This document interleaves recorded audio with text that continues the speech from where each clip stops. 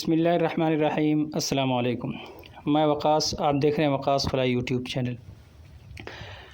नाज़रीन, अमेरिका में एक यहूदी लॉबी है जो CIA को, पेंटागन को और पूरे अमेरिका को डायरेक्ट या इनडायरेक्ट कंट्रोल करती है और उसकी अमेरिका की फ़ॉरेन पॉलिसी को कंट्रोल करती है।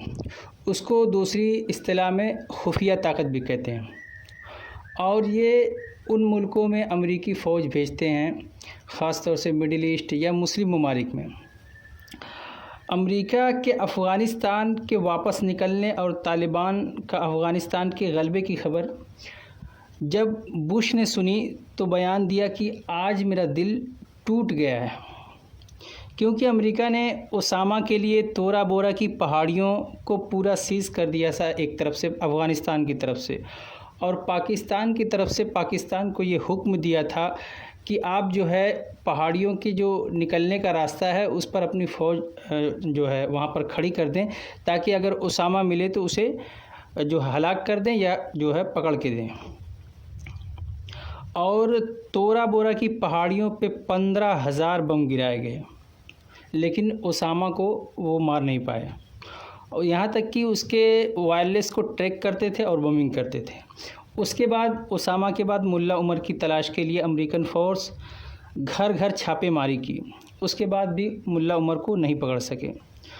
उसके बाद वही मुल्ला उमर के शागिर्दों यानी तालिबान ने आज 90% अफ़गानिस्तान पर कब्ज़ा कर लिया है और अमेरिका वहाँ से चला गया, जबकि इसराइल और जो खुफिया ताकतें यानी यहूदी वो नहीं चाहते थे कि अमेरिका यहाँ से जाए, जबकि स्ट्राइक अभी चल रही है। रोज़ सुनने में आता है इतने तालिबान मारे गए, इतने।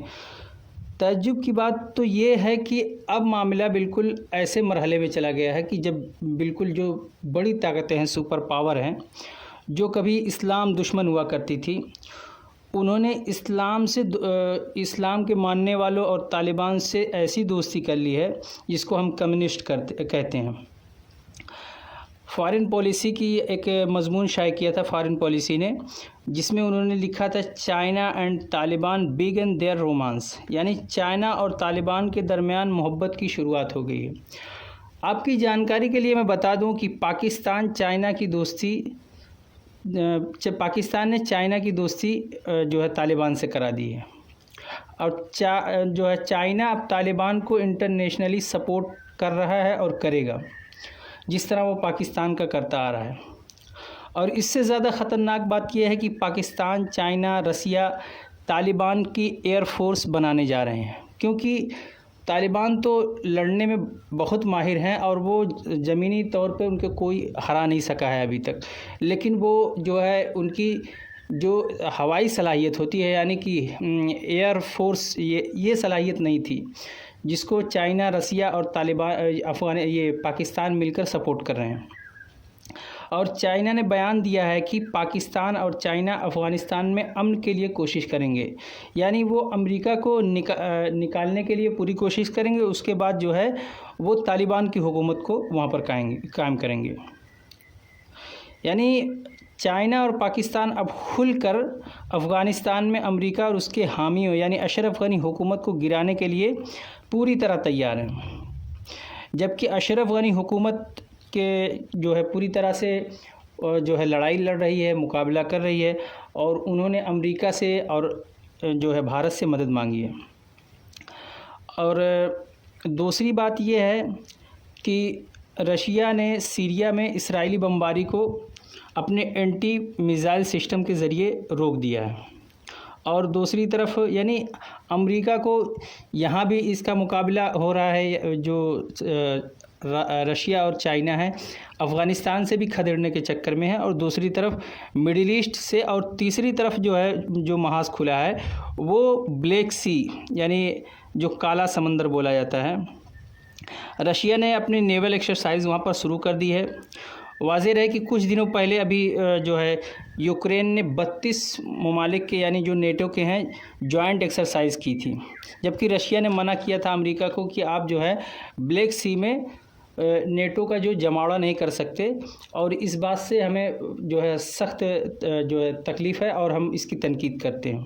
उसके बाद भी नेटो के ममालिक ने और अमेरिका ने वहाँ पर एक्सरसाइज की, जिसके जवाब में अब रशिया अपनी पूरी ताकत से जो है ब्लैक सी में नेवल एक्सरसाइज कर रहा है। फिर उसके बाद जो है सेंट्रल एशिया के तजाकिस्तान में उसने अपनी फ़ौजें ला के खड़ी कर दी है, क्योंकि वहाँ भी इंडिया की एयरबेस है जो है फारखोर एयर बेस, उसको इसलिए वहाँ पर ला के खड़ी कर दी है ताकि कभी ऐसा ना हो कि अमेरिका जो है इंडिया की एयर बेस खुद इस्तेमाल करे, वहाँ से तालिबान पे स्ट्राइक करे।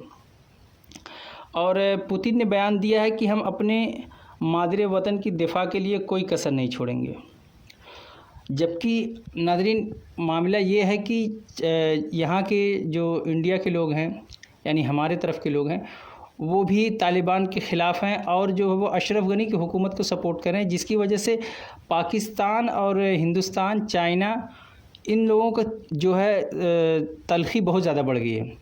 अभी आज की खबर है कि कई हमारे जनरल ने ऐसा कहा है कि हमको जो है अफ़गानिस्तान की मदद करने के लिए ये जो हमारा LOC है, जनरल GD बख्शी ने शायद। ये साहब, ये जो तालिबान है, ये मेजर जनरल नासिरुल्लाह बाबर साहब की पैदाइश की हुई ऑर्गेनाइजेशन है, जो कि नॉर्थ वेस्ट फ्रंटियर प्रोविंस के सारे मदरसों से रिक्रूट करके उन्होंने तालिबान को खड़ा किया। पाकिस्तान की ये पैदाइश। और नंबर 2, जो तमाम तालिबान के लीडरान हैं इस वक्त पाकिस्तान में, पाकिस्तान बहुत चौड़ा हो रहा है। वो सोच रहा है कि अब उसको स्ट्रेटेजिक डेप्थ मिल गई है, उसने तकरीबन अफगानिस्तान पे कब्जा कर लिया है और वहां से अब वो टेररिस्ट बेस बनाकर, जिस तरह पहले दखल अंदाजी कश्मीर में करने की कोशिश कर रहा था, उस तरह फिर से वो जो है आउट ऑफ जॉब तालिबान को इस तरफ डाइवर्ट करेंगे। मैं सिर्फ बता देना चाहता हूं, और पाकिस्तान के जो हुक्मरान हैं उनको इस पे गहरी सोच करनी होगी कि अगर वो समझते हैं कि भारत जो है वो अफगानिस्तान नहीं पहुंच सकता, वो वहां के मुज़ाकरात पे कोई असर नहीं डाल सकता, तो वो भारी भूल कर रहे हैं। हम पाकिस्तान का ईस्टर्न फ्रंट, वेस्टर्न फ्रंट पे चीजें चेंज करने के लिए सबसे आसान तरीका है ईस्टर्न फ्रंट पे दबाव डाल। अगर पाकिस्तान सोच रहा है कि अब वो एक टेररिस्तान बना देगा अफगानिस्तान में और दुनिया भर को तंग करेगा और दुनिया हाथ पे हाथ धरे बैठी रह जाएगी, तो मैं जरा पाकिस्तान को याद दिला दूं कि आपका ईस्टर्न फ्रंट खुल गया तो आपको अफगानिस्तान छोड़ के इस तरफ देखना पड़ेगा साहब। ये आप याद रख लीजिए। जरूरत से ज्यादा चौड़े होने, पाकिस्तान के मिनिस्टर अब कह रहे हैं कि हिंदुस्तान के पास सिवाय भागने के और कोई रास्ता नहीं है अफगानिस्तान से। ताजिकिस्तान में हमारे एयरबेस, ताकि जो पाकिस्तान वहाँ पर सपोर्ट कर रहा है, ऐसा सुनने में आ रहा है कि पाकिस्तान ने भी अब खुलकर जो है तालिबान की मदद करना शुरू कर दिया और अपनी आर्मी और सिविल ड्रेस में अपने लोगों को भेजना शुरू कर दिया है। ये रही अफ़गानिस्तान की बात। अब इधर अपने इंडिया की भी जो बात बता दूं कि यहाँ पर जो महाराष्ट्र में सैलाब की वजह से 132 लोगों की मौत हो चुकी है। और कोरोना वायरस CNN की एक रिपोर्ट आई है जिसमें बताया गया कि डेल्टा वेरिएंट बहुत तेज़ी से फैल रहा है और 1.75 यानी कि 2.25 करोड़ लोगों को मतलब कोरोना पॉजिटिव ये रिपोर्ट में आया है। जबकि जो है एक्सपर्ट का मानना है कि इससे 30 गुना ज़्यादा केसेस डेल्टा वेरिएंट की वजह से हो सकते हैं। और ये न्यूज़ CNN ने शाये की है और उसने बताया है कि लगभग 500 मिलियन लोगों को कोरोना पॉजिटिव होने का अंदेशा है। नाजरीन, इसी के साथ हम अपनी गुफ्तगू को ख़त्म करते हैं और आपसे उम्मीद है कि आप चैनल को ज़रूर सब्सक्राइब करेंगे और कमेंट में आकर अपनी राय ज़रूर दें। चैनल को लाइक और शेयर करें। अस्सलाम वालेकुम।